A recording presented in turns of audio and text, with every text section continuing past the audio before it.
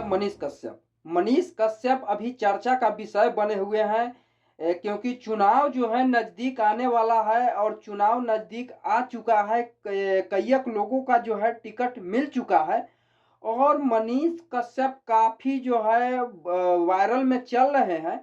और मोतिहारी से जो है कहीं न कहीं मनीष कश्यप को जो है टिकट के लिए जनता ने अपील कर रहे हैं कि मनीष कश्यप को भी टिकट दिया जाए। लेकिन एक सूत्रों के हवाले से एक खबर मुझे जो है मिला है कि राधा मोहन सिंह का टिकट कटकर और मनीष कश्यप को मोतिहारी लोकसभा क्षेत्र से जो है टिकट दिया जाएगा बीजेपी के तरफ से। ये सबसे बड़ी खबर है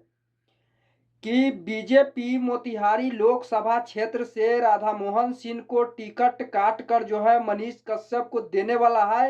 ये अभी का अप टू डेट है और ये सबसे बड़ी खबर आपको मैं बताने जा रहा हूँ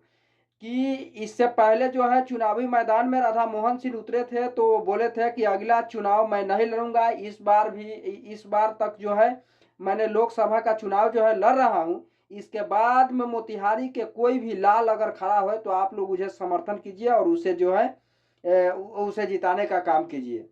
भोजपुरी ये जो है मनीष कश्यप जो है काफ़ी